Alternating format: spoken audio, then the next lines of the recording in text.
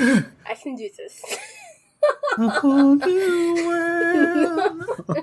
A dazzling place I never knew. Oh my god. So, I mean, Joe, if you edit that out, I'm just kidding.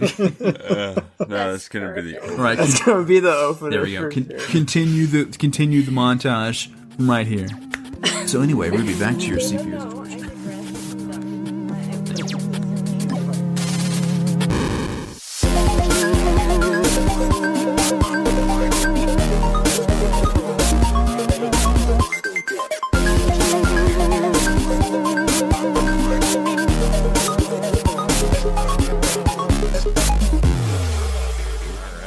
Got it. Nailed it. Thank you so much for coming on. I mean, it's a pleasure to have you on. I can't express that enough. The work you do is absolutely amazing. I don't know how you do it. Well, I read the show notes, and I know that some of the future questions will pertain to this. I don't want to spoil those, but I'm just glad to be here because I love the work that y'all do individually. Well, thank you, man. Because like Tyler's busy as hell. Right, and he still comes up with, and he's starting to do more of those like environmental pieces, like those clouds in that storm with the jet thing. Oh yeah, that was fun. I love like the one with the dolphin. That was good too. I thought that one was sweet. And I don't know where she is on the screen, but to me she's above me, which I know. I think she's like down there or something. But Ruby coming up with these super cute, creative little like pixel things all the time, fantastic, right? I'm inspired by all of you. Shut up! Just take the compliment. Awesome. We're just talking about this. We just said this. And Joe naturally, like I know for a fact how busy you are, right? With all of your different like organization stuff for the mental health and then charity communities and stuff like that. Like the fact that I'm here, I think is a gift because I'm like I don't even know how y'all have the time to do this. It's because we love to do it. We all find time to do something that we're all passionate about, and it's one of the things is art. So it's really just a great opportunity for all of us to actually sit down and have these conversations, which love listening to the stories and everything. It's just epic. I'm gonna sorry to break you off, but I'm gonna tell you right now before we get too far into this, I totally cheated. I went and saw Farian's podcast before we got started. Like when when you were like, "Hey, would you like to go on?" I was like, "Yeah." I went back and watched like Farian's, and I was like, "It's gotta be fun. It's gonna be great." but I got kind of like a. I'm glad you thought that because that was like the most technically difficult one we've had so far. It looked like it. Like everything was failing, at least for me. Yeah. And I know Joe was struggling like before we even started. Streamlabs was not friendly that Monday night. I'm telling you right now, It was not cooperating at all. So I had to rebuild everything just in OBS. And it's like, I'm so sorry, guys. Don't judge me. I just decided to take a giant turd halfway through. Oh man! Just from what I've seen so far, hung out in the chat the rest of the time. It was kind of cool. I was a pleb. Just from what I've seen so far, this this episode looks awesome, visually stunning, and I think we got Ruby mostly to thank for that. Well, I gotta thank you. You surprised us the other night. You spent a couple hours making a animation because you wanted to add something to the podcast. Which everybody that's in the chat right now, if you're watching the video later on YouTube, that animation of our logo in the middle. Gammatrap surprised us the other night with that little gift right there and actually made us a media source animation, which is super epic. I'm telling you, that's going to be a staple from here on every single stream. I'm telling you right now. Until one of y'all like get bored and just want to change it up, right? Probably not. Gamma, you know, as artists, we don't like to put in extra work. Oh, okay. Hey, listen. I actually wrote a script just recently because I'm about to make a video, and part of it's about doing extra work and how it's almost necessary. Yeah, it is. So, I got plenty of material here if y'all want to ask questions. Like I've got all this stuff already. These thoughts are already formulated. I've already been through all this on my own. I haven't released the video, so y'all getting like this exclusive stuff. If you come around to asking questions pertaining to those topics. Nice. Right. 3-hour episode. I like it. If not, I'm going to definitely be looking for that video down the road. Yes. For sure. I'll watch it anyways, just because. But just to bring it all back around, who or what inspired you or your passion for art? That was I think everyone has like that generic answer. And I say generic, that's not discounting it at all. The fact that, when I was a kid, I used to love drawing, comic books and stick figures and rainbows and all this stuff. And I used to love drawing puppies. And then my mom would put it on the fridge. And then I went to school and, and I had all these friends like, oh man, you draw so cool. Can you draw my shoes or whatever?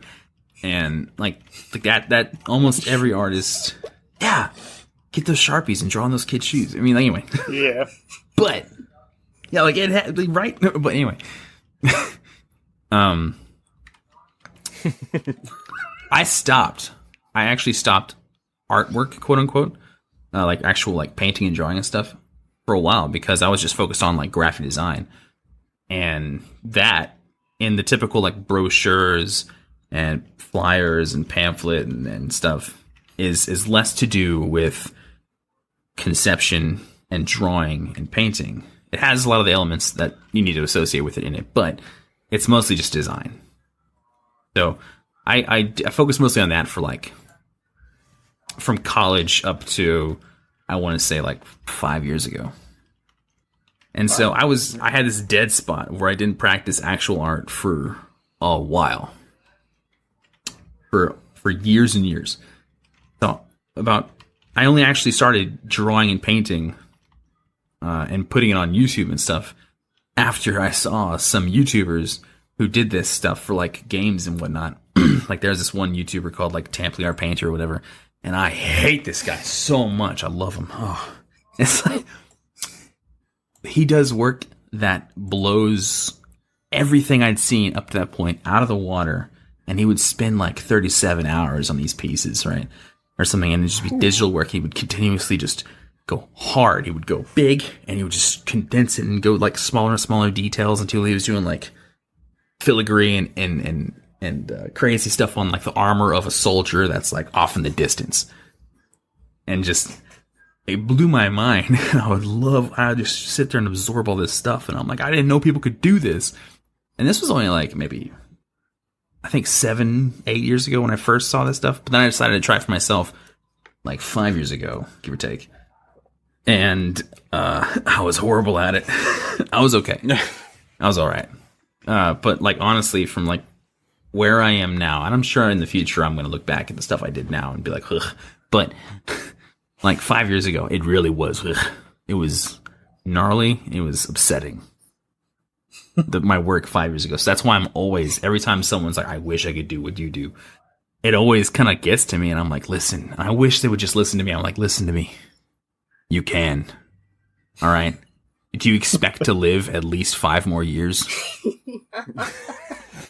How about 3? Do you expect to live at least 3 more years? All right. If the answer is yes, or I think so, then you can get to where I am now in that amount of time. Easy.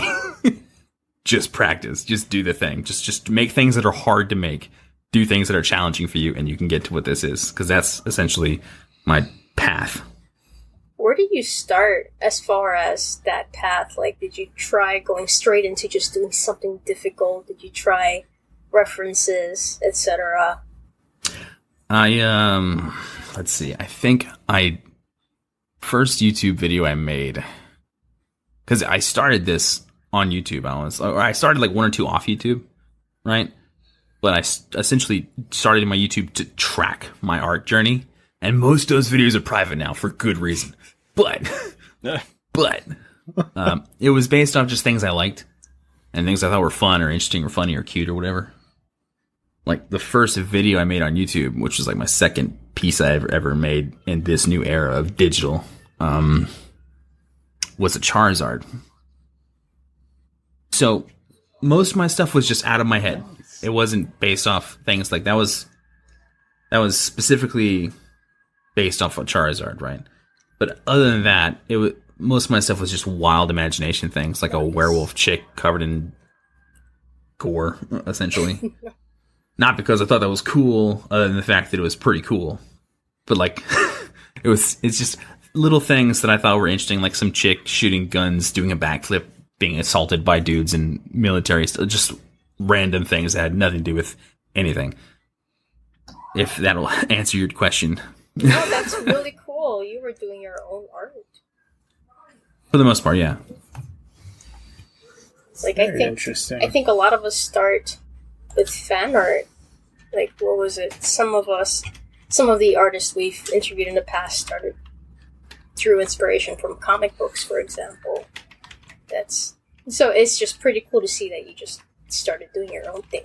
Jumped right into it, yeah. Well, so I did fan art.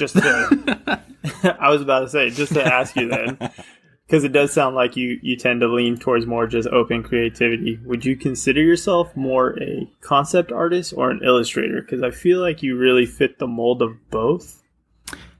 I would probably consider myself an illustrator more than a concept artist because I'm thinking of new scenarios more than brand new stuff. I do think of brand new stuff from time to time, but often the stuff I make is some new elements or some creative license kind of elements or creative liberty on things that have already previously existed. Because I'm using that universe of like Marvel or Blizzard or whatever as a jumping off point, or Destiny, obviously, to make these other things happen. I like to make new stuff. I also like to make things that previously existed, but I mostly love telling stories with the artwork, and that's, I think, the key distinction between like a concept artist and an illustrator. Yes. One of the key distinctions. I'd agree with that. Yeah.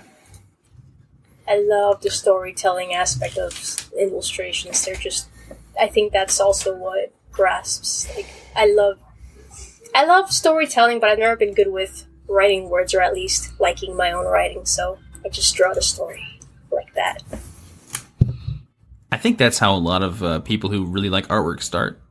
Obviously, not all of them, but like, for example, whenever someone asks me like, "Hey, how do I know that if I can make artwork like that?" I'm like, well, do you, and it's going to get super specific, do you, when you're driving to work or whatever, or church or the store, when you're driving, if you're by yourself, do you listen to music, really, like, get you pumped, or really funny, and you, in your head, think of a scenario of like this epic battle or this funny moment or whatever, and you just run that through your head, and it's crazy, it gives you chills, and you think, that's so cool, it's a shame no one's made it, and you get mad because you're like, I can't actually see this, and you're worried that you're going to forget this really cool moment, so you want to go home and paint it. Yes. No one else. And is just gonna see make every it. artist listening to this being like, "Oh my god, he knows me." Yeah, it's like, do you also like to dunk all your cereal before you eat it? Oh, That's funny. No, I always joke around with my wife and say there's a theme song playing in my head for every situation, and it's basically because of that. Like you said, you're already thinking of like movie scenarios for everything. oh yeah. That happened to me earlier at work, actually. I was listening to odd documentaries, and it inspired a story. And I think that's going to happen later on, though. For now, it's a secret. I want to ask. Cliffhanger. I just want to see it. Okay. That's funny. But just think about the stories that you could like, because I always thought about, I messed around with like, I'm telling secrets now. I used to go into those moments with like having scenarios and stuff play out in your head, that I actually took a class in college for writing scripts and this and that, and just writing classes to try, and my whole goal was to capture those and develop a story out of them. And I have 2 that have literally not moved from a bookshelf in like 15 years. Well, I happen to know someone I got them down. I don't know if you know this, but I happen to know somebody that you know who can make a comic book. This is going to surprise you, but I mean, I don't want to name names. Yeah, probably. So many people come I to think you mind. probably do one on that. Way to divert attention, T. You know. It's the sugar from the iced tea.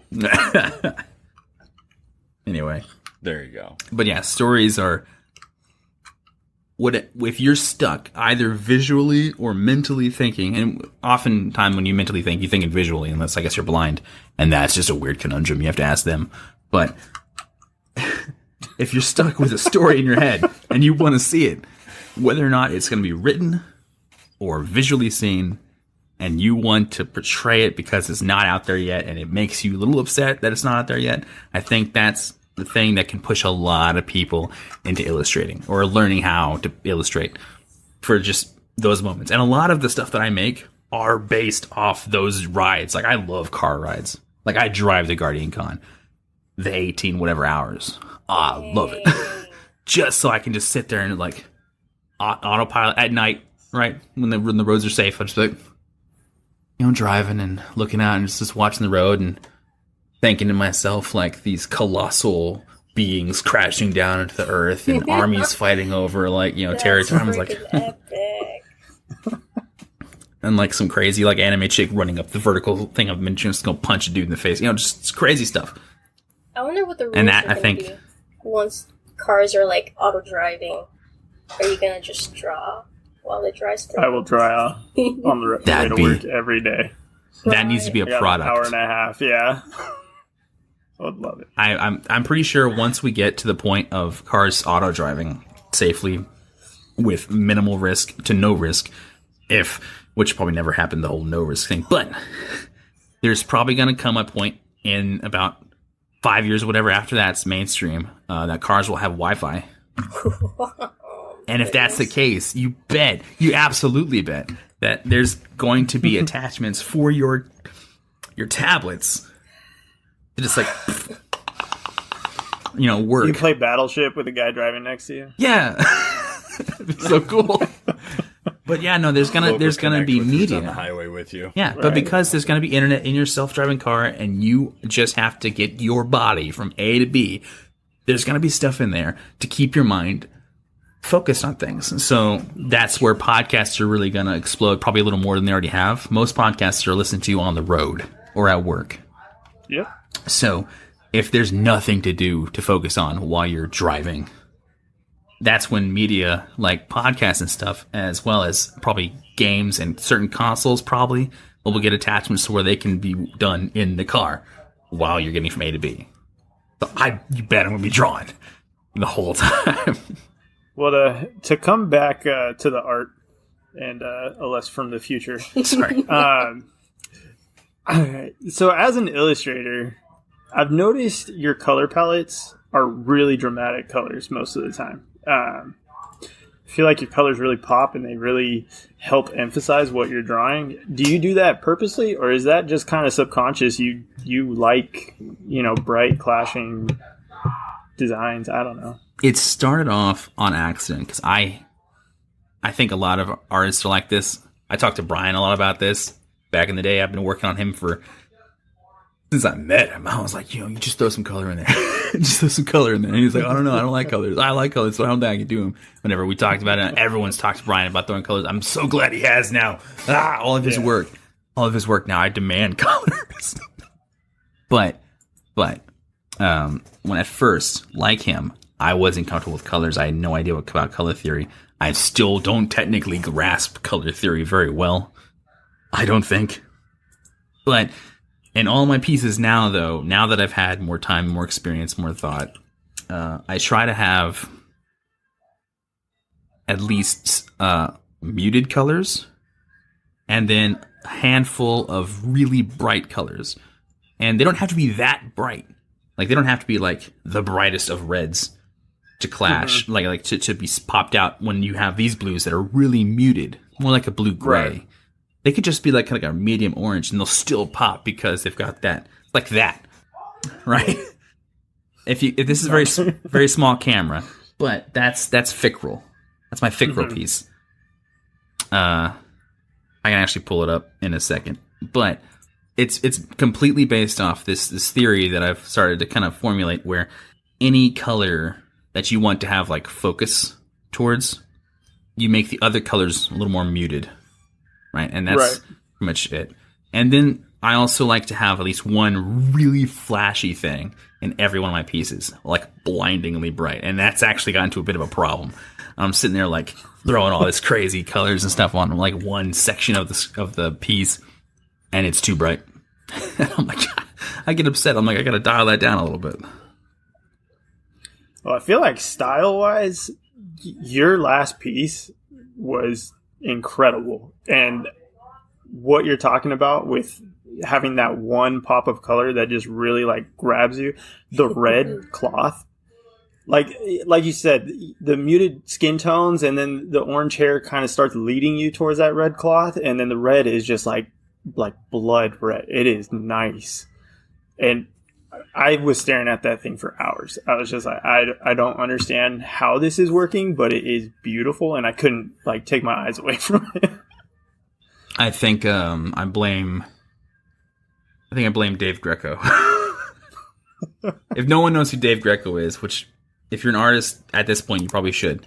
He's a lead. I think he's like the lead concept artist for he's making Crowfall, which is an MMO, a PvP based MMO in the future. But he's also a YouTuber, and he streams here on Twitch, and he's been pushing. Like, he's been moving more stylized artwork, and he's been kind of documenting this journey. And whenever he makes a tutorial, it's based off this stylized approach to artwork. And the way he handles colors, the way he handles exaggerated poses and stuff like that. It inspired me to try and, like, push my more, I guess, artsy side. Mm-hmm. So that's kind of why that pose and the colors and that really flashy blue, like, it all kind of reads pretty well, I think. Yeah, no, I agree. And you made a conscious decision like a couple months ago, right, to start pushing more stylized artwork, because you were like, you know, the screenshot identity was kind of taken over, and you wanted to show people like, dude, I can crank out some stylized work as well. Yeah, no, it was bugged me a little bit. I did an Anthem piece.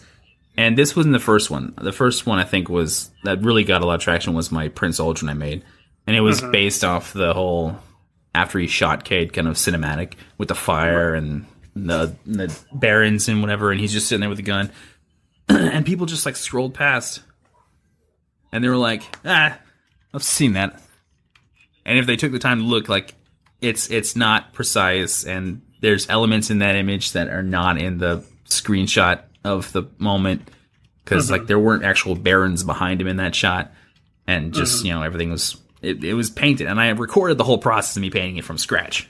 And I was like, look, it's not a screenshot, I did this by myself. And people were like, oh, okay.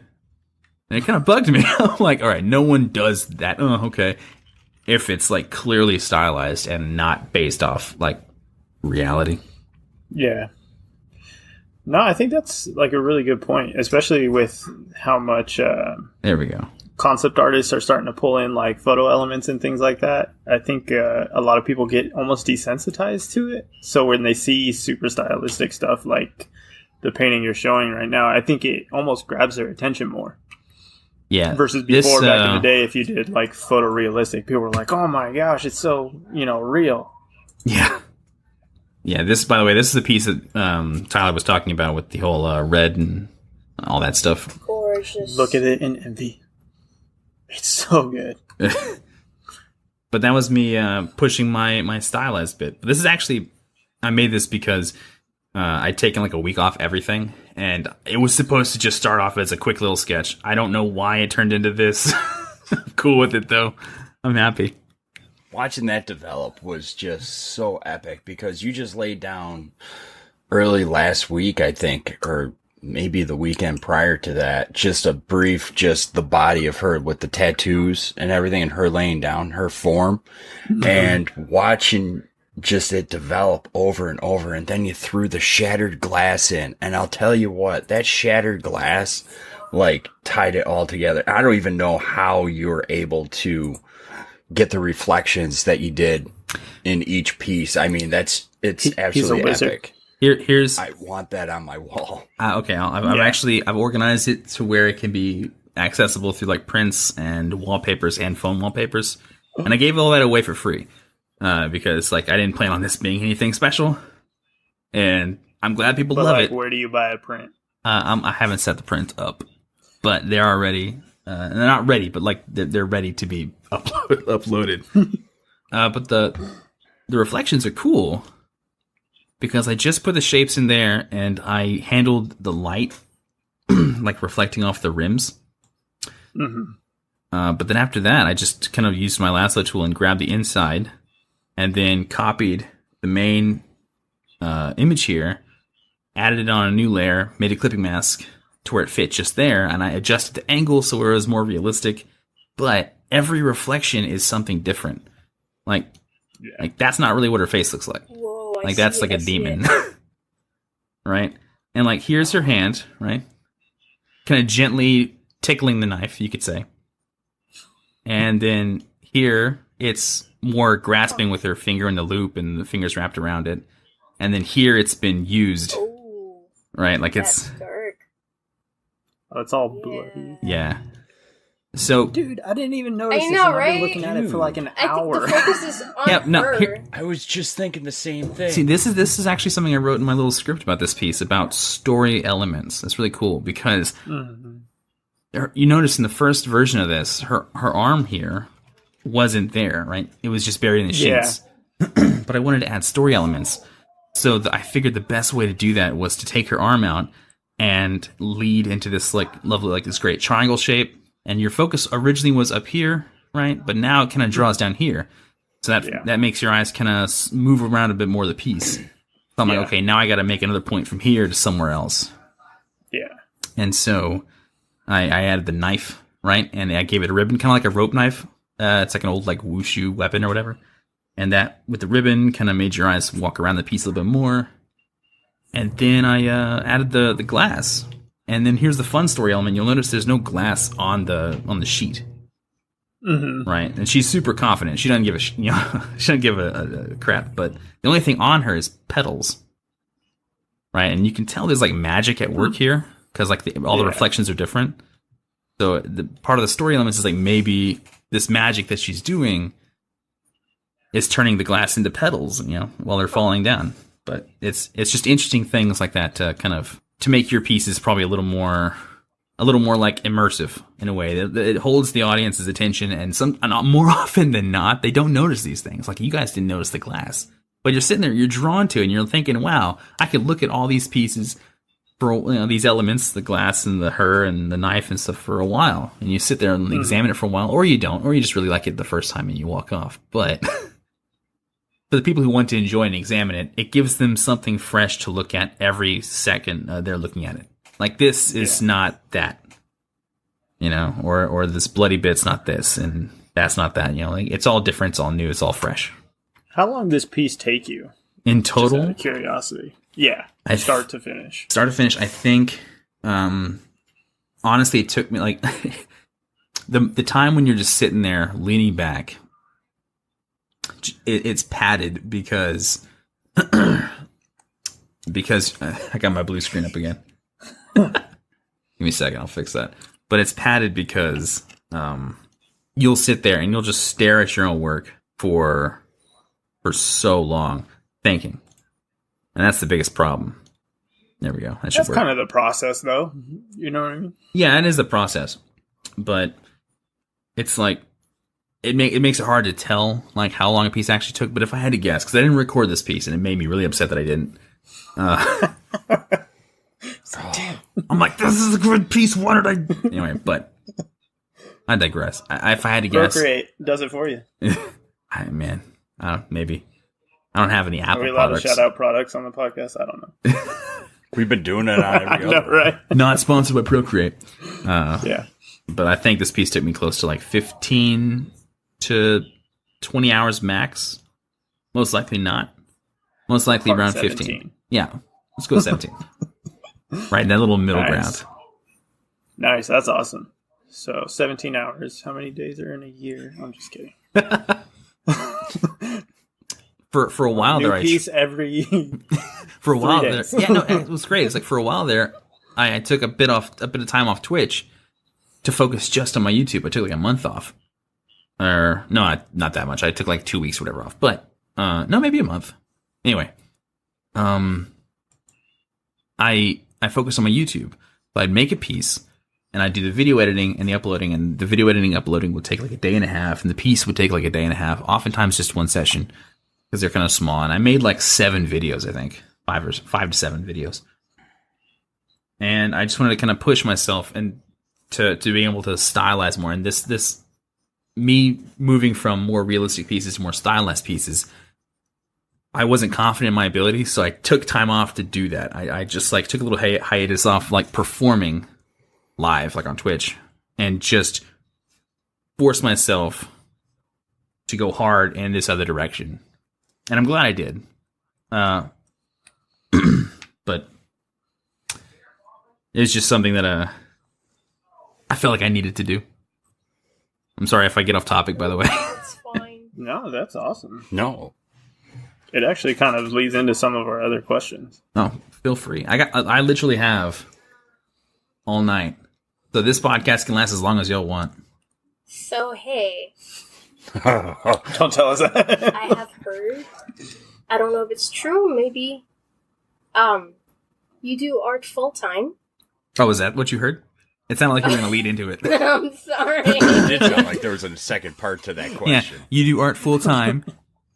And Yes. And you're a space pirate. No. And tell us about it. Just no. Damn. No, but yeah, that's true. Whoa, when did that happen?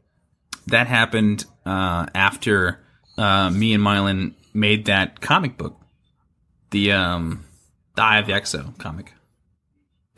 we had this really interesting idea.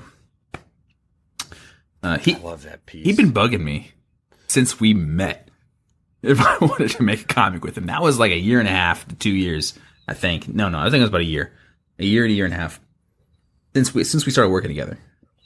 Which I did all that for free, by the way. I mean, I did free art. I know. All right, I don't want to hear it from anybody. Yeah, I did free art. I did free art from Island for exposure. No, it wasn't really for exposure. It was partially for exposure, but mostly it was because I sucked, and that guy gave me direction. I thought I was terrible, and I was pretty bad. I was inexperienced, and I needed reasons to work more towards being better. And so I knew the quality of my work was pretty bad. Most of like my earlier stuff was photo bashing, which is a combination of painting, drawing, 3D, photo manipulation, design, and and you combine all those to make a piece in like a matte painting. It's what the game concept artists and stuff do all the time to make a piece as fast as possible, make it look good, and send out the door. That's a good thing. It is a good thing, but I wanted to paint all of it. That's fair. And so I went, they're both good, I think, but I went more from like photo bashing to trying to make strictly paint, strictly art from nothing to something, right? Mm-hmm. Without any external choices or programs or assets. Yeah. So I did work for that first year for free. He bugged me. He wanted to pay me. He was like, "This feels wrong." I was like, "I don't care what you think." It's like if you give me money, I'm gonna give it back. And he's like, "Yeah, but like," because he had like 60,000 subscribers then, and so we spent like a year or so making this sort of portfolio, you could say. And it was great because I got to be better. I got to improve my skills a lot, I think, strictly because we did all that work. And so after about a year, I was like, all right, I think we're good. We can make the comic book. Right. And I did almost everything for that comic book. He set the direction, and he was the director. And then he had a friend of his who was a writer. And we found a guy to do the voice acting. And they made the stuff. Voice actor wrote the scripts. I drew all the art, all the assets, and I drew them in separate layers so I can make a parallax kind of animation to where like you see the background, you see the main character kind of doing this in the video. I did all the video effects, and also I did all the sound editing. So I got the voice, I made him sound like an EXO, I equipped all the soundtrack from Destiny, and I meshed them together to make this cohesive storyline into this great, cool video. And after that, I was like, all right, now you can pay me. And so we set up this Patreon idea. So now I get paid his Patreon up to if we ever get to this point of 2,500 a month, which we haven't reached anywhere near that.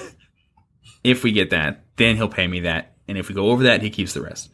We don't make that on Patreon a month, but he's my like main source. Like he's my biggest source of income. I also make some money based off like the client work I do for commissions from time to time. When I've got time, he takes my priority because we have this deal to where if he needs any visual effects at all, he can just ask me, and I just make it. Like for editing, for video or for paint, right? Anything.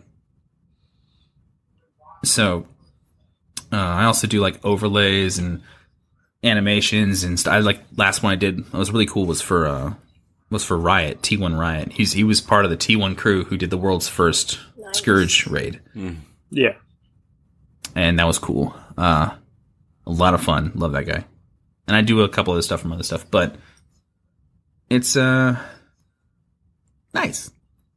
It's low stress. I'll tell you what. What you were able to create with Mylan, the two of you combined have really opened up the visual aid of the Destiny lore. Because I know Mylan is primarily based in Destiny, but he does dabble in other things and other lores and this and that. But yeah, we've made some stuff for like Monster Hunter World. I'm one of those people that I could read a book cover to cover and not get one mental picture from the words. I can listen to a book and get it differently, hearing it. But reading it, I can't. I lose something in translation. But having those art pieces have just painted every single picture and actually put me in that environment and in that situation where it's like, I know the lore, I've read it, and it's like, I know what this is. And it's like, oh my God, now I can visualize it when I read it now. And I always think of each one of those pieces that you've done. Mm-hmm. Well, that's kind of the reason we got started on this whole thing. I noticed. Well, I just got to thank you for that, because I'll tell you what, I would have never have seen that stuff if it wasn't for you and Mylan coming together and making these pieces. And they're absolutely incredible. They just keep getting better and better. And man, some of the stuff you guys are putting out now with the darkness and everything, just, I don't want to get wrapped up in Destiny. We actually want to make it darker. Like one of my most popular pieces for that, right, was the Dead Ghost, which is just this ghost who's cracked up and lights coming out and seeping in. It's in the, I don't remember what it's called, the solarium or whatever in Titan with the greenhouse essentially, and a Thrall ripping him apart, literally ripping his arms off on Instagram, which is not, I want to say it's not my main platform, but it's the one I have the most followers on. But like on Instagram, that one has like one of the best reactions, like biggest, like people sharing that, people loving it, people sending it to their friends. People love that one. And I'll tell you what, you don't see that stuff, so it's really amazing. Yeah, it's not geared to be dark, but the story is really dark from time to time. The like the more adult audience, more mature audience, who like to break it down and say that's super dark. I kind of wish we could see like what's at stake in the game. We're slowly starting to move more towards the more kind of like mature adult kind of like audience. Yeah, it's tough. It's interesting. I was sitting there. I showed Matt the Mylan, by the way. I showed Mylan the rough draft like I always do before it, and yes, it clearly showed this dude, his arm here, his other part of his arm a little bit over there. And he was like, cool. And I was like, will this work? Cool. On YouTube? On YouTube? Your family friendly content? And he was like, it's in the background. We're good. But he was cool with it. That's pretty cool. But yeah. But then you also have this other Bob Ross side where you're like drawing a werewolf in a cornfield and you're like, let's make a happy post. Let's put a post right here. What should this post look like? And you're interacting with the chat and you're getting out other people's perspectives and what, you're kind of playing off of, the audience that are tuning in for that. And you're like, yeah, let's put a happy little shed back here. It's a nice little. How about a little old wheelbarrow that fell on its side? Such an rusted a bit. entertaining stream. You really do. It's actually very interactive. Like you'll forget about doing an art piece and you'll be talking with the chat for about 45 minutes. You're like, okay, we should probably get back to drawing this happy fence post. Yeah, it can be a bit of a problem. I don't think, like, some people think it's a problem. It's bad for efficiency. But one of the things I love about this is the fact that you can communicate with people live in person while you're working. And sometimes sometimes what I work on is actually for Mylan. Sometimes it's just for me. Sometimes it's for another client or another person.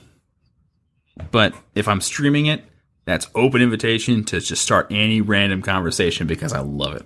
You know what's funny is that I feel like people get a lot of your personality when you share some of the rough drafts that you send Mylan. Like, for example, there was one where you sent him like stick figures. He asked for something and you sent him like stick figures and you're like, this should work, right? And he was like, yeah. But you do it pretty often. And I think it's pretty cool to see kind of not only like the inside sense of humor, but like how you set up a piece, how it's kind of just super rough and loose. And then you know, the next minute the video comes out and the piece looks ridiculously detailed. And you're like, well, okay, I didn't see that coming. Neither did I. What's great is, like, we make these, he's gotten to a point where maybe it's a little entitled, Mylan, chill, but where he's like, hey, on that rough draft piece you send me for confirmation, just make sure that we're on the same page of what this piece is going to look like. Be yourself, you know? Be stupid, be funny. So I can share it, and then we can raise hype for the video. And I was like, that makes a lot of sense. But, like, here's the thing. Sometimes I don't want to do it because that's actually a reward for one of the tiers of our patrons. They get to see the behind-the-scenes stuff. And we don't share all of it on Twitter, right? Naturally. But some stuff, he can't help himself. Like, we were doing this one with Mithrax, or Misrax, however you want to pronounce it, which is that fallen captain who's kind of on your side. I did the rough draft to him. I got a silhouette of the fallen captain situation, and I put these, like, deal with it shades on him, you know? Just stuff like that. And he's like, all right. And I think that was the first one where he posted on Twitter, and people loved it. And then there was another one with, like, Riven. No one had painted Riven up to that point. It was so hard. I had to watch every stream of, like, the first raid. I couldn't find references. I had to take like 17 screenshots. It was stupid. I made like 3 or 4. When it first came out, it was hard finding any references on it. Yeah, because she took up like almost the whole screen. Yeah. And I was like, so I had to take like 7 or 8 different, 12 I think, screenshots, whatever, and I had to like puzzle piece them together. And I was like, I hope this works. And I had to like look for like these. I had to find fuzzy footage of like, because she's in motion, just like charging through the jaw attack, whatever, through the doorway, and I'm like, okay, give me that, and it's fuzzy, but like I can use that perspective, kind of like warp these other screenshots around her to try and fit it on like paper mache. But I made like 3 or 4 rough drafts, and the one he loved the most was her just sticking her head in there, like, well, howdy, old stranger mine, you want to be friends? And this guy's like, whoa, just jumping back. And so he shared that one, and that one got a lot of hype. And the next one was was sure SJUR, which was like Mara's like lover or whatever, on the like with the bow, aiming down at Mara, and it's like the whole like Hanzo. I don't remember how to say it. He actually had to spell it out for me. This was his idea. Mylan didn't credit himself. Like he used to think he was funny, but then he realized he wasn't funny. But sometimes I think he secretly is kind of funny, you know. Because he'll like, oh, can you throw this in there? I'm like, I got you. And that's when Hanzo's like, and just throws his, throws his dragon things, or whatever. Yeah, it was great. But yeah, that's become kind of a thing now. That's funny. I love hearing how much fun you guys have. Doing this together. It's just absolutely fantastic. I mean, it's inspiring to, hearing people collaborate and just have a great time with it. Sometimes it gets a little serious. Well, those moments will come. Well, yeah, and I'm glad they do. It keeps us on our toes. It's sort of part of just what kind of makes the industry of entertainment. I think the entertainment industry,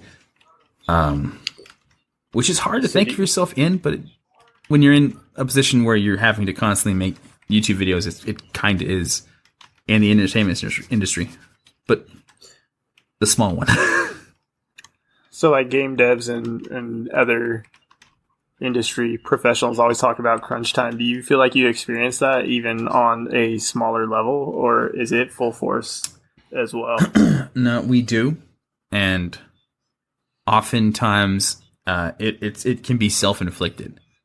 And I kind of do that a little on purpose sometimes. I personally love high-stress situations. I know some people really hate it. Some people are okay with it, but they'd rather not deal with it. But some people love it. Like if I've got 17 things to do and I've got 10 minutes to do it, I feel alive. I feel good. I feel like, yeah, let's go. Because I get really hyped. So I know I can't push because my quality, I guess, of work has increased. So I'm sitting there spending more time on work. So I know I can't just pump out a piece in 4 hours. I can, but it won't be up to my level of standards anymore. But every so often, we'll have like 3 or 4 videos lined up. And he'll be like, all right, so we're going to release this one week 1, and these 2 will be week 2, and then this one will be week 3. I'm like, nah, fuck it, all week 1. He's like, oh, well, I don't think I can do that. And I'm like, come on. But it's interesting. But yeah, there's a bit of a crunch time involved from time to time. But we try not to let it happen too much for the sake of each other. Sometimes he gets crunched because he's got a lot of stuff on his plate, the poor guy. Like a lot of stuff. And I've just got this. Right? It takes me hours and hours and hours and hours and hours for some of this stuff. Whereas for him to make the video, he needs to research it, which takes hours. And then he needs to write the script, which can take like another hour or 2. And then he needs to record it. Then he needs to find the footage that pertains to the situation. Then he needs to do the video editing. So it could take him like 8 hours or more, or less sometimes, for a video. And it could take me about 8 hours, sometimes more, sometimes less, for the painting. So we try and kind of make sure each other has a little bit of room to wiggle. So we don't have that much crunch time anymore. We've done crunch before. Sometimes it worked great. Sometimes it worked like horribly bad. So we've kind of learned from our mistakes. Well, with working on all the different pieces and everything, I just have to ask, and I know a lot of people are thinking this too. You know, maybe not everybody. You know, a lot of people. Maybe it's just me. I don't know. I'll cut my rambling down. Don't you worry. It won't even be in the final cut. Just ramble. Put the whole thing in it. If someone farts, I want to see that in the video. Anyway. Really? No. Just leave everything. I say leave everything. Unless something like happens, like someone walks in, or like someone's kids start crying or something. You know, I say just keep it. No, leave that. No. Like I shouldn't have muted my mic and turned my camera off when I was wrestling with my chair, and the chair won. I should have left it. The chair won? Yeah, I should. It did win. You got like a new bruise on your cheek? Making do. It's on my, like, outside. Oh, no. Yeah, I'll be all right. All right, yeah, okay. With your setup, what tools do you use? Like hardware? Yeah. Okay. Yeah, like your hardware and like, what's your setup? Can you describe it? Absolutely. Coming into my crib. All right, but we've got my PC. Hold on, now you have to do an MTV Crib intro. What's up, y'all? It's your boy, Gamma. Anyway, but we've got my PC, which has just got a 1070 Ti graphics card, a Ryzen 7 CPU, 32 gigs of RAM, simple stuff.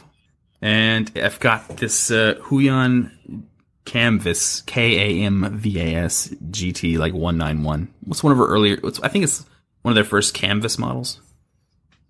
And that's this. Is that the same one Young Khan uses? No. His has buttons. Mine, Huion, no though, buttons. Right? Yeah. I don't remember what, I think he might, either he uses Huion or XP Pen. I don't remember which one he uses. But they're both Wacom competitors. Gotcha. That's tablet number 1. Then I've got an XP Pen Art Deco one. It's a screenless tablet. It's like a classic tablet, right? Mm-hmm. That one's great.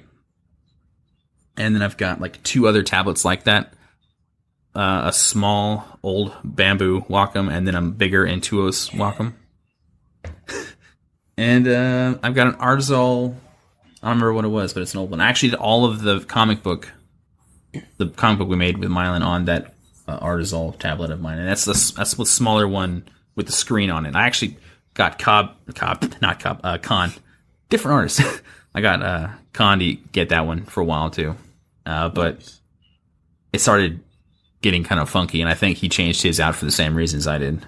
It's I don't know, drivers or something were getting a little weird. I feel bad for actually suggesting that to him. But then I've got my second monitor, which is actually my main monitor. 27-inch monitor. I've got my Stream Deck with all my buttons and fantastic little switches. I've got a keyboard, a mouse, stylus, comes with all that stuff. I've got this A2035 microphone hooked up to a Behringer? Yeah. Behringer. What's the freaking audio interface? There we go. And all that does is it takes this condenser microphone and turns its audio signal into a digital format to be read through my computer. I don't have preamps. I don't have all this extra stuff. I could, I guess, but it's not necessary. That is a pretty epic setup. Yeah, but then I also got my lights and my Logitech Brio, my camera. And then I think we are done. No wonder you're so bright and everything in there. I'm sitting here, I got monitor light and my little salt lamp in the corner right What's now. funny because I like the dark. What's funny is I think that now, at the moment, I was watching your Farron's thing, and I was subtly judging you. No, I was sitting there like, okay, Ruby's got a cool setup because her background's, pretty bland, and she contrasts with it very well because she wears colors.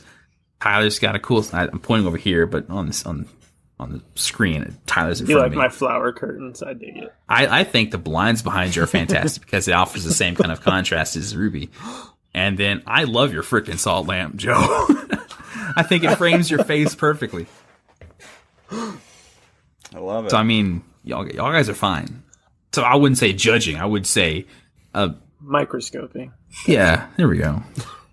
There is not one square, I'd say, 4-inch space on any of the walls in here that are not surrounded by art pieces that people in the community have made, or pieces that I've gotten from other artists. I would say, that's so cool. This is kind of like a bigger office. I've got a bunch of people's art pieces, and I try to make them in frame as much as possible. Behind my head are some smaller pieces, and then above that whiteboard are more pieces. And I've got these big things on the wall, and I've got on the door.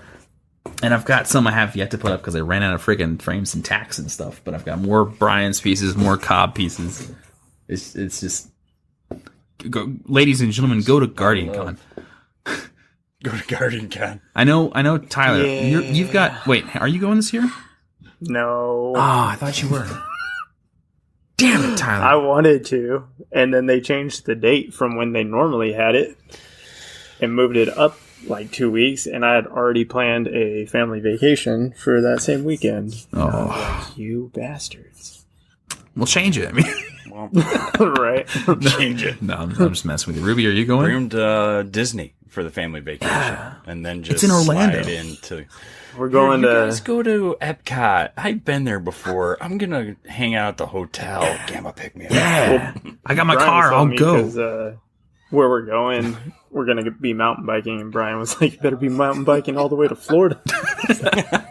I was like, I think I'll be a little late.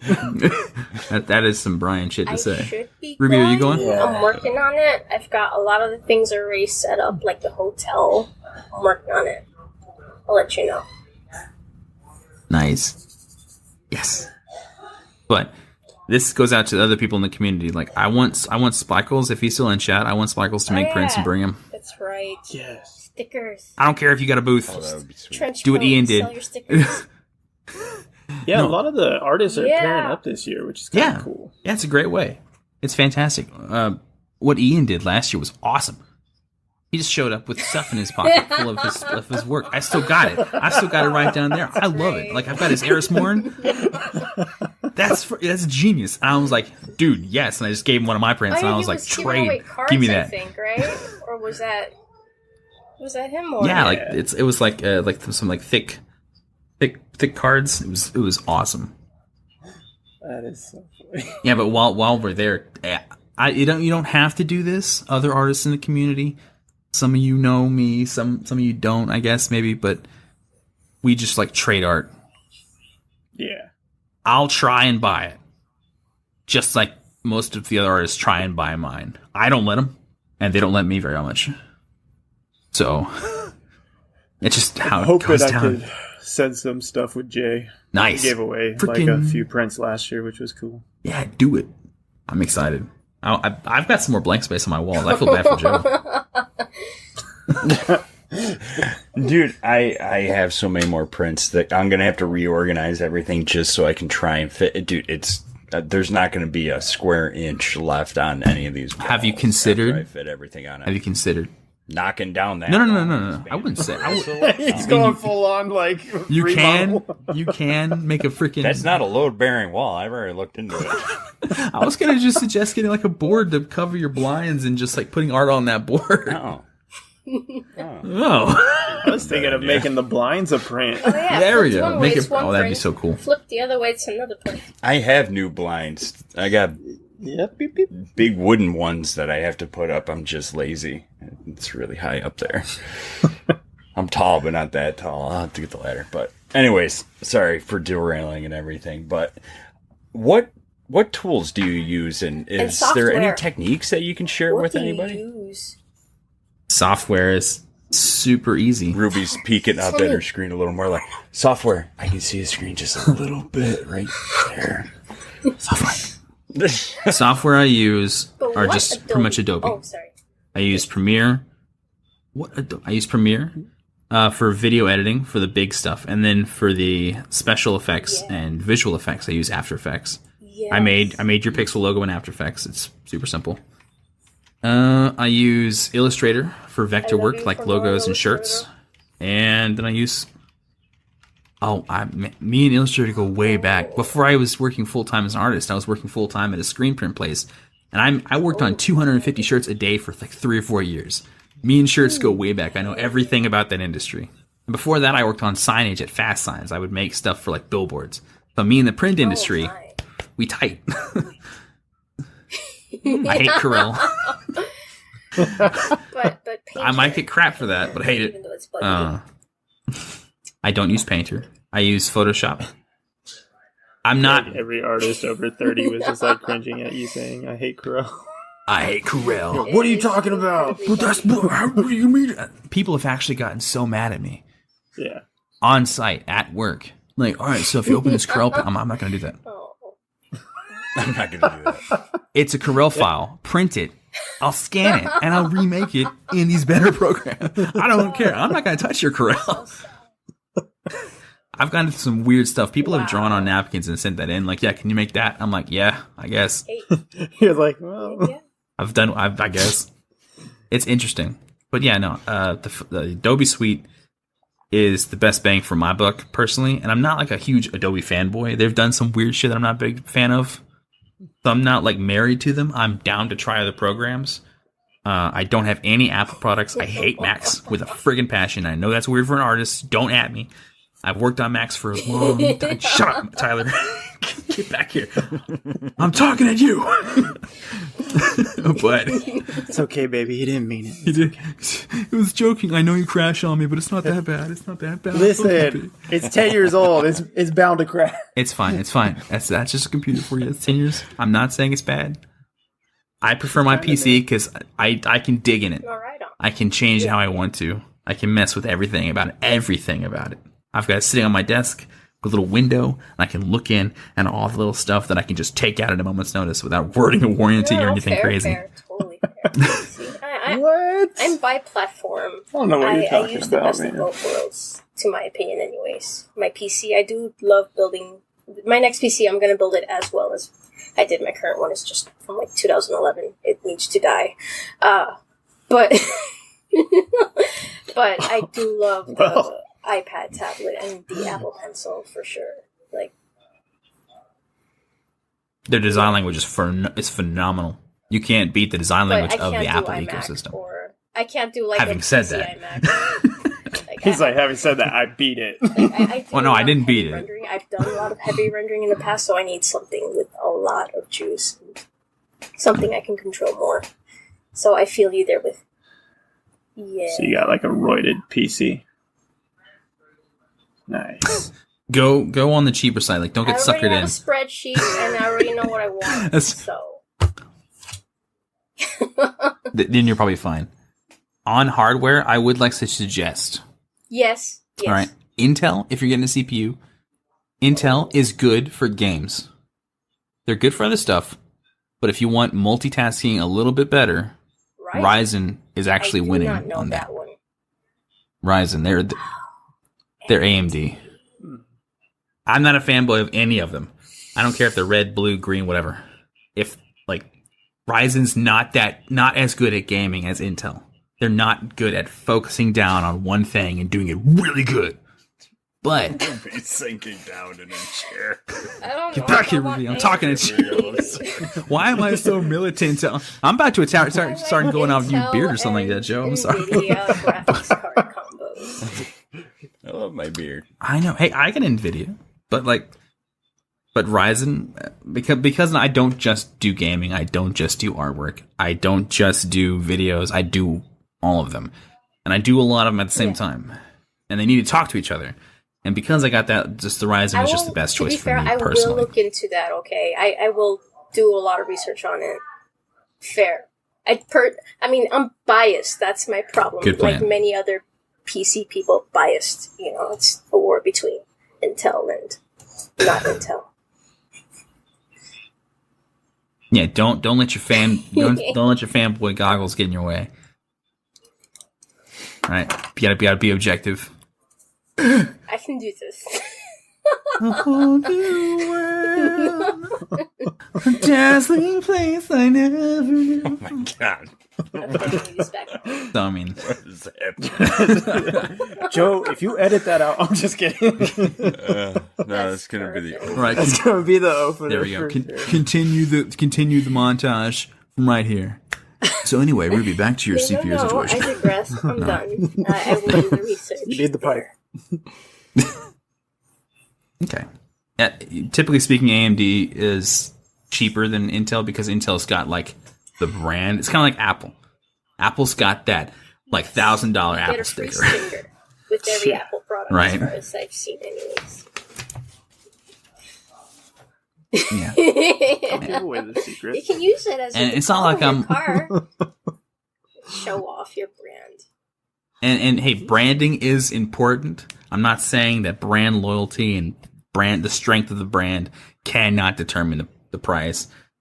That's great that they can do that. I'm proud of them for it. But like for me personally, it's not how I look into my stuff. Like most of the shirts I wear, not including this one I bought. Most of the shirts I wear, I made. I don't wear fancy shoes. I don't got the latest of anything, but like it's just how I operate. That's great. So that's the hardware discussion, Joe. Moving on. Yeah. I'm realizing we're spending Thank you, a man. lot of time on each of That's these okay. topics.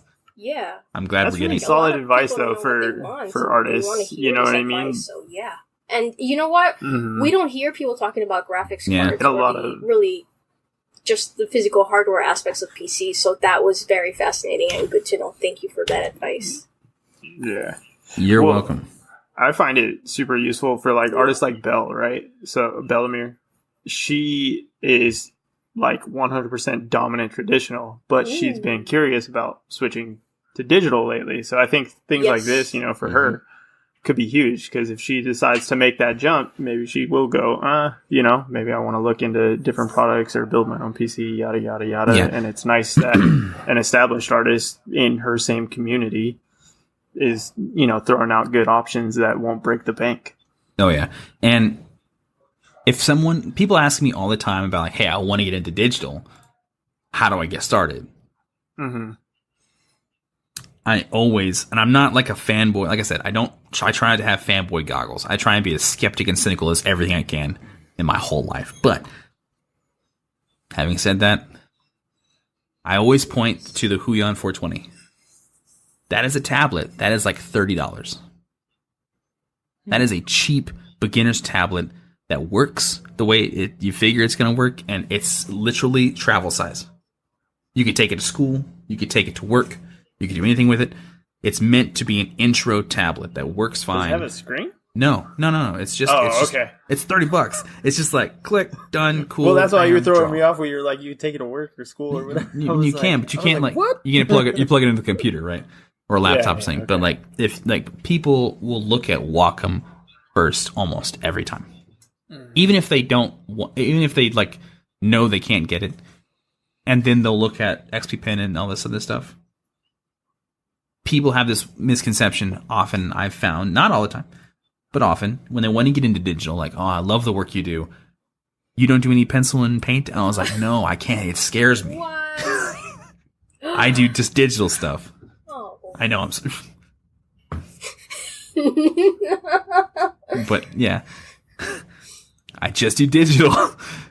And they're like, I wish I could do digital. I just don't have anything. And I was like, well, it's not that hard to get into digital now. Like as far as price goes, if you don't go out for lunch twice, even you can get into digital artwork. You know, it can be a lot cheaper than it needs to be. That's freaking awesome. Or than it used to be, that's for sure. Suggestion of using that tablet because Wacom it tends to be so expensive. That's a huge investment for someone who's not even sure if they're going to invest into this further. Exactly. And I love Wacom. I love their stuff. Not all their stuff. Most of their stuff. And it's not like a lot of other brands. They have a little bit of like, you pay for that logo. Mm-hmm. But not that much. Most of it just genuinely blows the competition completely out of the water in terms of quality and what you get out of it. But there is a little bit of that cushion. It's got Wacom on it, so let's ramp it up just a little bit. Just a little bit. Yeah. But most of it's worth it. So. Yeah. Well, what's nice, I don't know if you guys have seen this, is Wacom kind of came out with something that I think is a great transition for people that maybe are trying to get into higher tier work, where they'll do like payment plans kind of thing for some of their larger products. So that's always something that I think is interesting that they're now doing versus before it was like, if you can't afford it, you can't afford it kind of thing. Yeah. But like, Cintiqs and stuff, that's almost industry standard when you get to a certain level. Mm-hmm. Not saying you need to start there at all. Like, I use a Bamboo Draw, which was like $79 for all my artwork. Works great for me. Yeah. You know what I mean? But if you're getting up there where you're like, I want to do this as a career, and you're trying to make that jump, sometimes like payment plans like that can help. So it's cool that those companies are starting to do that. It's fantastic, especially how Photoshop went from, okay, you can either spend $500 for the base product every 2-3 years, or $10 every month or whatever for just one product.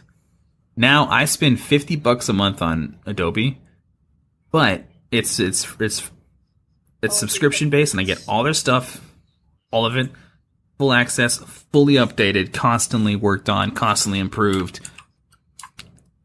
Long term, I'll spend more money, but short term, I get to do fantastic work. It essentially pays for itself.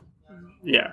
Well, that's what's great. Yeah, because you have all those different programs at your fingertips. I mean, like you said, you're not paying $500 every 2-3 years for the base program of Photoshop, and then having to buy Audition or whatever else down the road, or After Effects. You're paying $20 a month, and you have access to all 17 programs. Yeah. Yeah. And the new one that they just added. Oh yeah. Yeah. If you look at just what he named, what he named in the beginning, when he said, I use Photoshop, Adobe After Effects, and Premiere, Illustrator. Premiere, yeah.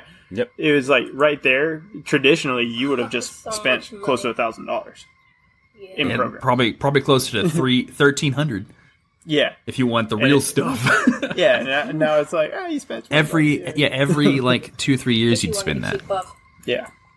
So Yeah. it's more accessible now for sure. Mm-hmm. So, fun fact, everybody, at this current recording, as far as I'm aware, Pixels After Dark is not endorsed by Wacom, Huion, XPPen, or Adobe. They will be if you want them to be, and they agree to your terms. So come on down and send us sponsorship. What's funny is every time I'm on someone else's stream or whatever, I'm like, every chance I get, I'm like, hey, did you hear about Twitch Prime? It's this crazy thing. I'm just always shilling for people that I'm working with. Like, I try not to do it to my own stuff that much because it would make me look kind of gauche, I think. But when I'm on somebody else's thing, I've got no problem. I got no problem with like, hey, these people could use a little extra help making their stuff cool. So sponsorships are nice. That is hilarious. And that's why we all love you. That's also why I made that logo thing. Like I mentioned this before we got started.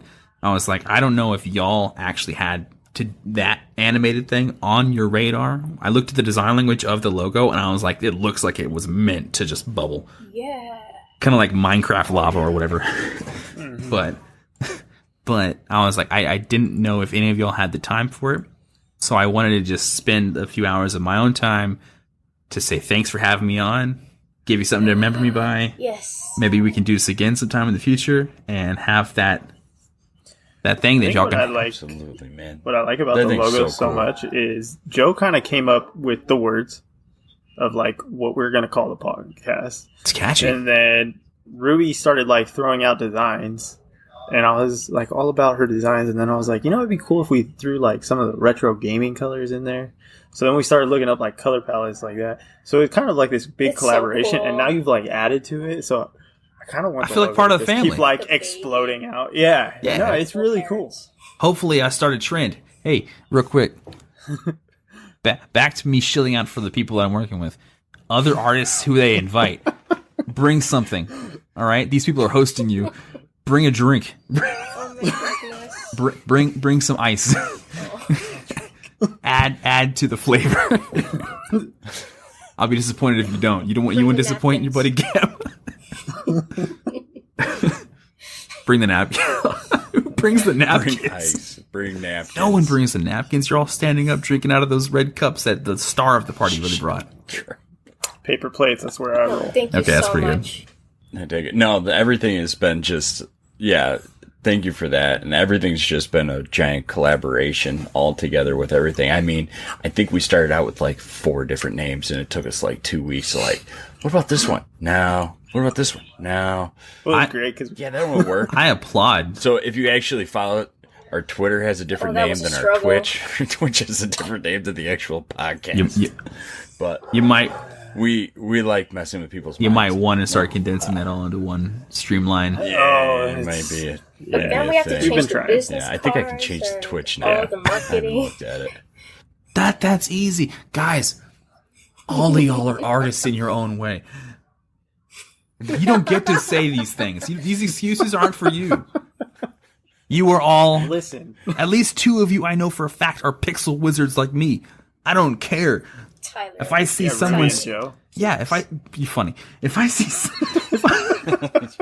I make overlays for people on while they're live on Twitch. They just have their first stream. Oh man, I'm kind of nervous. Oh jeez, and they've got their game and they've got a little camera just by themselves, little camera element. And I just take a screenshot of that. I'm like, don't change your camera. And they're like, okay, why? I spend like 3 or 4 hours on Photoshop and I email them this PNG of or an animated AVI file of an overlay. I'm like, put this on. And they're like, and it snaps perfectly because I just took a screenshot of their thing and I'm like, boom, boom, bam, done. Pixel wizards. We don't get to make excuses like, oh, we're gonna change the logo. We gotta. Oh, there aren't enough hours to lose. We'll get to God, I it. feel terrible about myself. Now we're gonna end this. No. Yeah. And Thanks that's for coming, gonna be the Gammon. motivation right there where literally tomorrow afternoon I'm going to be at work and Ruby and Tyler are going to be like, so I went through and redid this and I checked into this and this is done now. So what do we want, rounded corners or do we want square? I think square would look better. And that way we could do this and send it to this company in, I want filigree California cars. that'll actually animate the card itself. Actually, here's a fun fact. There are business cards that have animations on them, and they last for like 5 minutes before the battery wears out. They're really cool. They're super expensive. Totally out of our budget. Yeah. Tyler. Way out of our budget. Listen, I just Vistaprint. haven't- This actually brings us to one of our questions about like rabbit holing and stuff, because this is one of the things that I rabbit holed down when I was looking at making my own business cards, and then I was like, oh my gosh, there's ones that have screens on them and stuff. So have you ever researched for a project, and once you started researching, it led you to research things that had nothing to do with the project anymore? Always. Do you have a fun example? I am now obsessed with honeybees. Oh, tell. Yeah. There's this cool thing that was kickstarted very successfully, I might add, I think called the Flow Hive, which is where honeybees will populate the Flow Hive, and it's got pre-made hives with the pre-made combs, and all you gotta do is stick this little rods in there and twist it, and it breaks the combs apart, and the honey just flows out into like a little faucet, and you just collect the honey. Believe it or not, that's actually like saves a bitch ton of time for honeybee farmers, and it makes it super simple. And the bees will just clean the whole thing up, throw the caps away, and they'll just refill it. And you're like, honey. That's pretty cool. But all Was that on That is pretty Kickstarter cool. to where That's they really had cool. like the stuff hanging on people's like walls inside? I don't know about that. It's supposed to be like this thing you keep outside in like a garden. It's like this big box.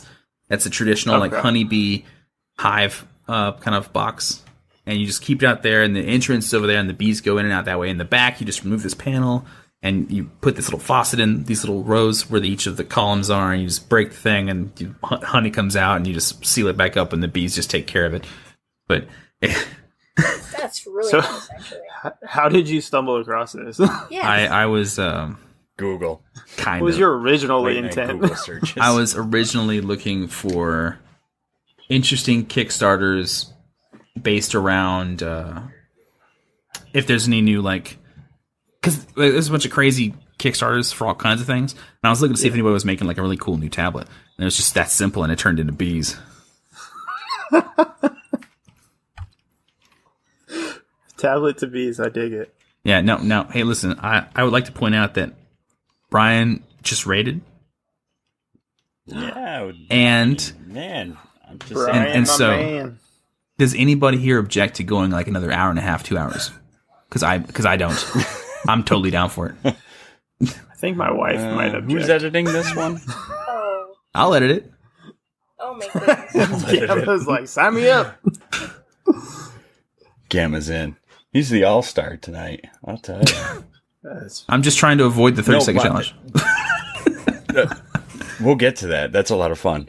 I just wanted to bring up a honeybee thing. I don't know where I read it, but you can tell the difference between pure honey, like from actual honeycombs, and like clover, because if you take like a paper plate or a plate and you put it down and you take the suspected pure honey and you put it like a gob down on the plate and move it around a little bit, agitate it, it'll actually form to the original honeycomb that it came from.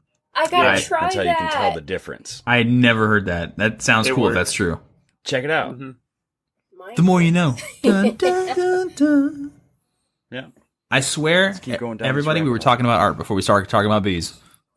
Yes. Brian's like, what did I This was a read? fact. That was. How do you manage your time? What a question. Between Sorry, life that was so and boring. art. Yeah, so I've noticed you tend to sleep when most people are awake, I think. I don't remember what your time zone is, but you'll stream Yeah. later at night. Yeah. I usually wake up around, and it's not set at all. It's just when my body wakes up, I wake up. And when I wake up, I come in here, and I sit down, and I work. That's like. And then when I get tired, for some people, yeah. For me, honestly, yeah. I always wanted to just wake up, walk over to my office, paint, eat, sleep, go back to bed, come back, paint, or whatever. That was what I've always wanted to do. And the more I do it, the easier the dream is to realize. But as far as time goes, I wake up just before dinner, and I cook dinner for my family. I live here this is my family house, because me and my girlfriend used to live in Arlington, which is this other small city inside a much bigger metroplex that we live in. And we were fine. We were doing fine on our own. But my mom was here in this big house by herself. And then her brother moved in, my uncle. And still, it's just two people in this big house, and they would never see each other. And her diabetes started getting a little out of control. So she was like, could you come here? I mean, you work from home now. I was like, yeah. And your girl works from home. I'm like, well, yeah. She's a pet sitter, by the way. She goes around people's houses and takes care of their animals. It's very lucrative business for anybody who's interested in working for yourself and don't want to do art. But so we moved back in here, and I cook. I wake up, I go downstairs, I cook for the family. I cook their dinner, my breakfast. They all go to sleep, and when everyone's asleep, when the whole world on my side is down for the count, I boot up my PC and I work through the night, either streaming or listening to audiobooks and just painting. And I just kind of get in this zen moment of just pure bliss. And I just paint naked elves with tattoos or cosmic entities floating around planets, or just anything that I kind of need to paint or want to paint. And then I close it down once the sun comes up. I got a good solid, I think I get a good solid, maybe 12 hours. Not that's not how long the night lasts, but I stop around 10 in the morning or whatever, somewhere close to noon. And then I eat some dinner, lunch. And then I spend as much time with everyone else I can, like my girl or my mom or my uncle or whatever. And we just do our thing, and then I handle any errands I need to, and then I go back to sleep, and I wake up and do it all again. That's awesome. That's a really unique schedule. I love that. It's cool how it works for you. It originally happened this way because two reasons. One, I've always been kind of a bit of an insomniac. Ever since I was a kid, and this sounds so creepy. I was from 5 years old up to 9 or 10 or whatever, back when we were in this in our old house. I would wake up in the middle of the night and just walk around the house. And what's weird, and again, this is another one of those super specific moments that might not be something everyone's experienced, but if you have, you're gonna go, oh my god. I would talk to myself as if I was being interviewed in the future. Interesting. I would be because if I wanted to do something, and I still do this, the way I combat barriers in my life, problems, is I'll walk around and I'll interview myself in the future. And I would imagine I'm sitting on this chair next to this interviewer in 10 years, and they go, so, Gamma, how did you solve this problem? And I would, kind of really get into character, and I'd be like, well, I did this, and I realized this, and the problem I was facing was this, and my options in front of me were this. So I decided to do this, and then this happened, and this would probably most happen, so then this, and this, and and then after I was done, I realized that I had solved my problem by pretending that it was in an interview solving my problem. And so I would try what I said in my interview to myself, and it would work most of the time. And I'd be like, oh, wow, that actually worked. Huh. Because it's one of my little problem-solving problems that I would use the nighttime when everyone else is asleep, because this was crazy, and I didn't want to be weird. I would walk around my house as a kid. So, Bruno, tell me about this math problem, how you solve this. And I was like, well, I realized when you put these numbers together. And all my life, these little barriers that came up to now, and I'm 28. I'm going to be 28 in a few weeks. I still do this.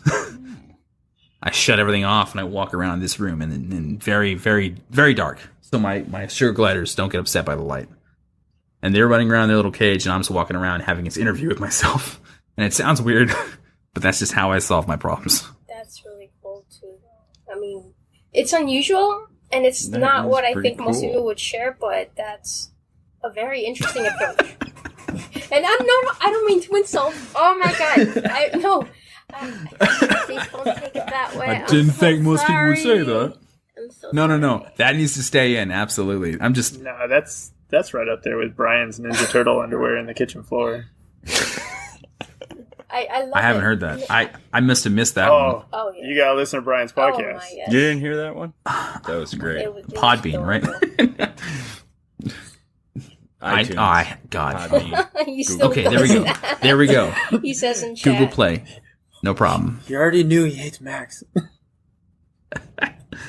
Hope Brian went to sleep. Otherwise, I'm like, oh no, turtles. He says his wife thinks it's hot. That's awesome. Yeah, Brian's interview was awesome because his wife was in chat and she kept releasing some dirt on him. It was pretty cool.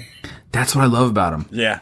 It's like when he's streaming, you know his wife's right there, and so Oh, she'll be like, "Hey guys," or you walk in like to Brian's stream, you could just automatically say, "Hey, Ms. Monkeys," and you'll just get a response, "Hey, what's up?" And it's adorable, but like also like you'll get those moments where like, "Oh well, someone didn't do the dishes," and he's sitting there drawing this epic oryx, and he's like, Yeah. yeah. He pauses. It doesn't even phase him, though. He's just like, yeah, I'll get to that. That's a perfect Brian. Yeah, I'll get to that. I guess so. It's really cool. It's really neat how How the dishes will get it's just, soon. he has this so relaxed, so That's chill awesome. demeanor at all times. I love him for it. Yeah.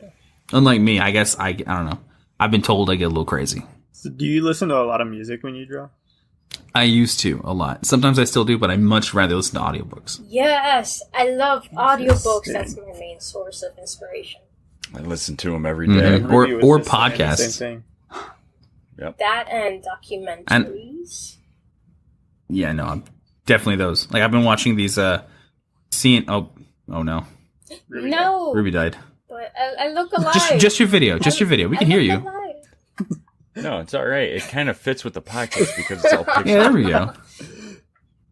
Is Ruby's true self. Oh, she's back. Okay, cool. But I'm anyway, really made out of pixels. you really am made out of pixels. Wait, But you know, audiobooks while I'm working is kind of like how I just zen out. And it's weird. My brain will just like divide, right? Like I know what's going on in the story, and I know what I'm painting, and they're completely different things. And I'll sit here and I'll try and be focusing on making these colors blend better while listening to like an epic fight scene. And I'm like, oh man, that was crazy how they just did that. Wow. And I'll just focus on this again. It's interesting. Like you could listen to music. That's how I did college. When I was in college, I would listen to I realized I don't mind dubstep in college because it just like gets you working. It's I don't know why, energetic. but yeah. But like dance music and stuff like that, it unlocked this weird mode of work that I didn't think I could do, and so that's how I did most of that. So audiobooks over music, but music's definitely good in my Yes. opinion. And documentaries. And documentaries are fine too. what kind of Very documentaries? cool. Like Nat Geo? Those are great. Love them. Like Netflix has a lot of those, like BBC Earth or The Blue Planet or stuff like that. And there's also CNN's been releasing this docu-series about the 90s, the 80s, early 2000s, and it's got bam, bam, bam, music industry, film industry, TVs, politics, geopolitical stuff, and then, that was 80s, and then boom, 90s, TV, music industries, and it's blasts from the past up into the 2000s, I think. And it's great. There's a series I love so much, and the way I discovered it was incredible. I wouldn't say I discovered it, it was brought to my attention, because I posted a piece of art, the Marasov one, that's super bright and colorful. I don't know if you guys remember that, but the art Yes, style apparently was very reminiscent to a YouTube channel called Kurzgesagt. I don't know if I'm saying it right. It's German. Kurzgesagt. Kurzgesagt. And what that means in German is in a nutshell. And and the art style is all vector and motion graphics animation. It is the cutest thing. It is narrated amazingly. They're short. They're like maybe 6 to 10 minutes long. I recommend them. There we go. Now I understand it. I've seen them. Yes. Aren't they? They're adorable. Love those. Yeah, it's curious because yeah. I got you. Now I have to ask, Chris said this in chat, was anything that you've done while listening to an audiobook or music been influenced while developing the piece? Was it anything ever influenced by what you were listening to at the time? Like, say gave the example, you were doing an art piece, working on something, and you just listened to an epic fight scene from an audiobook. Did that somehow come through in the art a little bit? Yes, but not many audiobooks translated through that to my piece. Not many. Sometimes I would need a mood, and I knew that this particular book conveyed that mood for me, and or the narrator worked very well to incorporate a particular mood, or how they read put me in a mood, and then that mood would then be translated onto a piece. So moods are a little different, but like epic fight scenes, again, car ride. It was just but like the car ride. But I always call it the car ride. It's a long fight scene, and not just that, but like just to work or whatever. Got the music in your head, 2 Steps from Hell or something, really slow motion. These other great groups. Epic Score is a good one. But you're listening to this music and you're just on your road, and then you got that really cool scene in your head of like some epic stuff going on. I'd try and remember that, and then I would listen to that same song that I was listening to while working on the piece, and it would just bring me back to that moment, and then I could make it. So yes, in a way, but not audiobooks. Really, audiobooks more for mood. Actual visual stuff that I thought about because of a song, which is kind of also mood based. That one translated probably a little more directly, I think.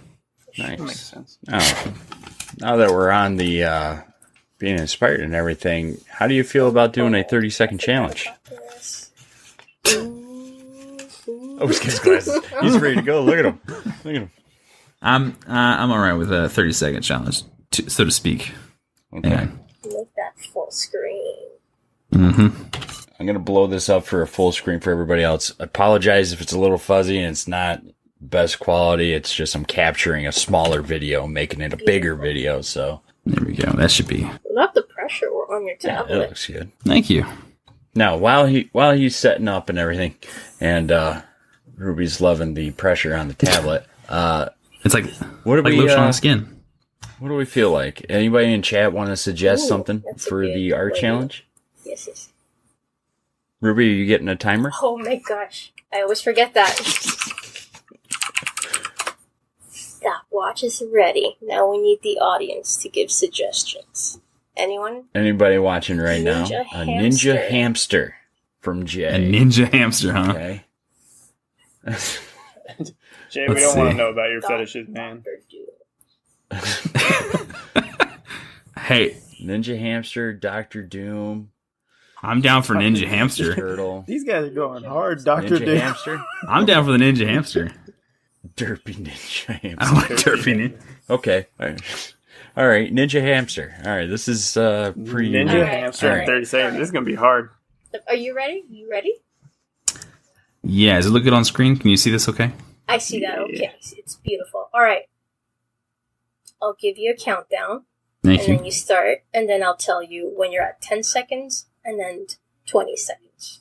All right. Oh, no, wait, 15 seconds, which is halfway, and then 20 seconds, because... Alright, 3, 2, 1, go! 15 seconds, 20 seconds, you got 5 seconds left. 3, 2, 1, stop! This is honestly how a lot of my pieces start, just like that. That's why I was laughing, because it literally reminded me of some of the behind-the-scenes stuff you guys share on Twitter. Yeah. I was like, great, so we know he does a 30-second challenge for violin video. Yeah, no. You stay as loose as possible. That's the whole point. It's a very good So everybody listening that wasn't, I suggest, recommend more like, check out the stream video. It'll be up on YouTube, or you can check it out. We'll have Gamma send us a copy of this sweet Ninja Turtle, so we can. It's a hamster. How dare you? And I'm thinking of turtles because somebody said Splinter, and now I'm thinking of Ninja Turtles. I'm all confused. It kind of did look a little Splinterish. But no, the way it turned out, it was literally as it sounds, a ninja hamster with two swords doing a flying kick through something the air. Like that, yeah. So it was Yeah, we'll have to ask Young Kong Sign what pose. flying kick pose that was. Yeah. Whatever that is. It's like a reverse dab. You know? Thank you so much for doing that. That was, You know what was great about at the end of the year, I'm saving them to make a calendar out of. Nice. There you go. Nice. I think what was Embarrassing, but great nice. though is you could really see how he could take it like to another level if he wanted to. Like the design language was there. Yeah, that's. I appreciate very very humbly appreciate your compliments for my doodle. That's a segue right there. That's a segue right there from the doodle. Is there any tips or techniques that you could share with people maybe that are listening or watching that are trying to develop a little bit more that they could take something away from this episode? If we're talking about transitioning from... Okay, here, I got a great one. A lot of people, when they come to me, a lot of young people, even older people who are just getting into artwork, will show me their pieces, and they're really proud of them. And they should be, because they spend a lot of time, and you can tell there's a lot of detail and a work into it. And often it'll be like a picture of Goku or something like that, something they really love. That brings them a lot of joy, and they really want to try and emulate this. But if I look at it in a very critical eye, and when they ask me for like my honest opinions, I'll tell them something like, you know, the detail work is great for the medium, like because they're working on pencils and stuff. Their shading is fantastic. But often, what you'll see with kids in high school, kids in college, people just starting out, people who aren't practiced very well, their proportions are very sloppy. Like this hand will be really big, this hand will be really small. Like one arm will be really stretched out, the face will be askew, the neck will be too short or non-existent, or you know, whatever. And so the reason that happens is because when they're getting into those details, because it looks like a fully finished rendered piece, the sketching is great, the detail on like the clothing and stuff is great, the hair, they spend a lot of time on it, and you can tell. Rip in peace to whoever's just broke that. Sound like someone just broke some dishes. Anyway, but the design language isn't fully realized before they get started working on like putting in a lot of detail. So what will happen is they'll focus a lot on like one particular part, and you can tell that they'll focus on the hand, right? And so this hand will look nice, and they'll be looking at that hand while they're working, and then they'll go to the head, and the head will look fine to a certain point. But then when they back up and look at the whole piece, the head and the hand don't match. Like they don't make sense. And then they'll look on the clothes and they'll start designing clothes. And then the hair. And each of these individual pieces, that if you look at the individual pieces of these characters or the things you're looking at, they look fine. But when you look at the whole thing as a whole, they look like they don't fit. And so when I say that to people, they're always like, oh man, I've been doing that for so long, I don't know how to fix it. The easiest way to fix it is, this kind of goes back to the early beginning part of this podcast where it said it's okay to waste extra time.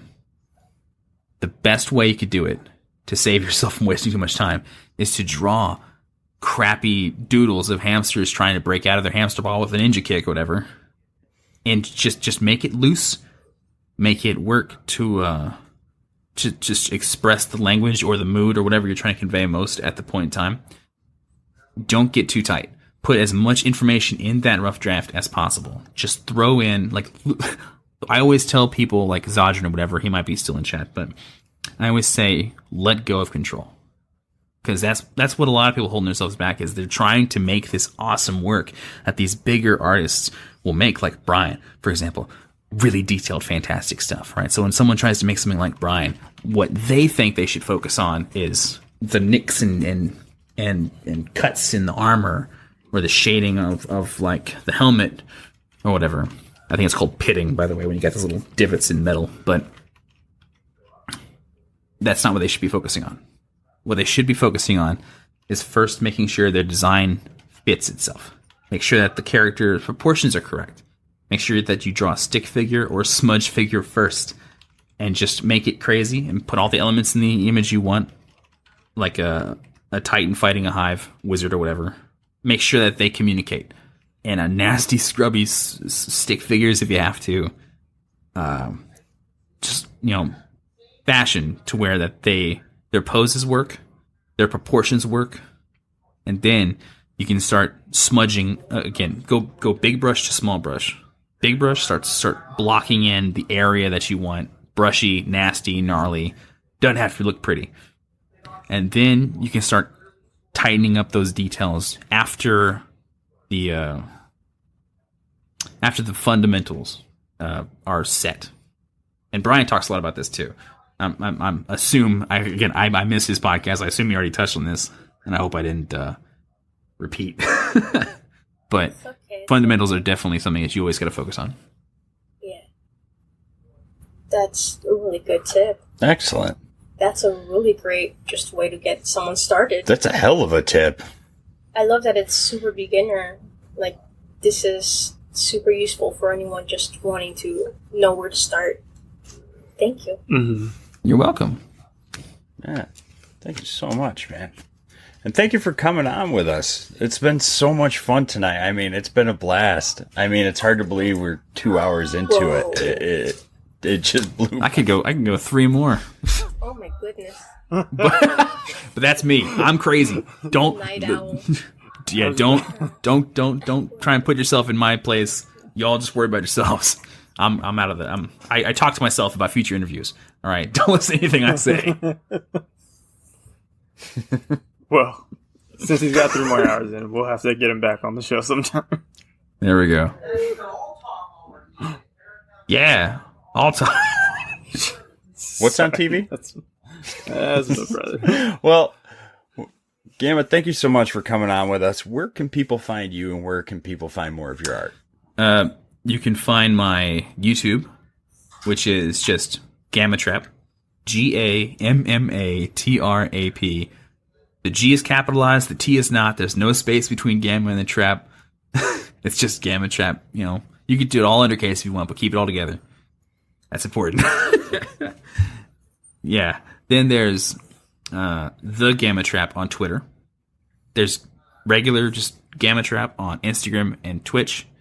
Twitter, all these things should be pretty much linked to each other.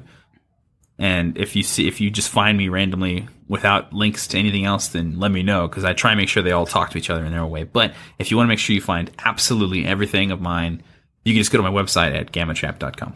It's also a good way to get a hold of me. My email's there, so if you want to email me, that's a cool way to do it. And you also have a Discord server too. I do. Right? And the only way to access that is to go to my Twitch. That one has a small tunnel. Or if I give you the link, there's that too. But there, I like to critique artwork and stuff like that people send me. That's great. But before, I lurk in your server. I usually pop in like once a day, see what's going on. Yes, Droopy. Dig around a little bit. I'm sorry. It's part of the 1,400 servers that I'm in. I try and interact in all of them at least once a day, and there's always something going on in yours. Yeah, there's some wild. I've been told that I attract love the it. crazies, and I have no problem with that. Yes, Ruby? Before I forget, how did you come up with your name? Hang on, you cut out what? How did you come up with your name? I can try and condense that into a nutshell if you want. Okay. Or would you like the actual story? Actual story. Okay, Tyler's like, oh fuck, I'm tired. but when I was about, I think 10 or something like that, I used to make this comic book. I was drawing this little comic book character, and his name was Gammatrap, and he would create these gamma radiation explosions. It was my first email, I think, Gammatrap, and so I from time to time I would use that as like my nickname, not really my call sign or whatever in Xbox and PlayStation stuff. So it kind of came out of nowhere, for people who knew me for only a few years, they were like, Gammatrap, where'd that come from? I was like, it's just this thing I had in a kid. And, I was a little comic book character I made when I was a kid. Oh. But if you ever had the Incredibles DVD and you looked at the bonus content, they had this thing where they would talk about other heroes in the universe, and there was like these other, they might not have appeared on screen, but they were already written, right? And one of them was Gamma Jack, who would make these gamma radiation explosions, and that's how I figured out my character based off that. So I wasn't very creative or original back when I was like 10, but it's so long story short, I got my name off the Incredibles in a way. Impressive. They were Gamma Jack, I was Gammatrap because he made traps. Because it sounds really cool, and I am thoroughly surprised and impressed that you've been using that since you were 10. Because I've come up with so many handles since I was on the internet, and none of them have stuck for longer than maybe 5 years at most. Well, the only one that matters is the one that people know you by. Yeah, no, this one's too late. I'm actually being active on this one, so that's it for me. This is the one you're going to have to stick with? Yeah, it's too late. What's wrong with that? It's a great one. It's too late. Would you prefer Ruby? That works too. That works too. That's my real name, by the way. It's legitimately Ruby. My real name is Brandon. Nice to meet you, Brandon. Thank you. No way will ever guess mine. Joe. Jimmy. Jeffrey. It's Mark. Nobody knew that. Curveball. Wait, really? Oh. No. I don't know. When I first saw your face, which was honestly after I saw AvgJoe, I saw your face and I didn't know you were Joe, AvgJoe, because I knew your name before I knew your face. And I saw your face. I'm like, this guy looks like a Clarence. A Clarence. It's a Derek. That's a Todd right there. Tyler looks just like his name. No. But I'm like, gotta be Tyler. No way. No ifs, ands, or buts. Well, that's cool, I guess. That's the guy who married his best friend and likes to go on hikes. That's Tyler right there. Yes. True. It's true. Well, crap. Oh my gosh. It's true that I forgot you like the wildlife and stuff. Totally legit. Oh, dude, if I could dig a hole and build a hut on top of that hole, I'd be set for life. Like, if my wife would never let me do it, but where are we gonna hang the flower curtains if we build a hole in the wilderness? yeah, no. If I'm telling you, I could live in like 1,000 square foot cabin, no, like hands down, no problem. That's so cool. I like being outside more than inside. For sure. Nice. I mean, you gotta bring your like mobile tablet thing with you though, or just a real canvas.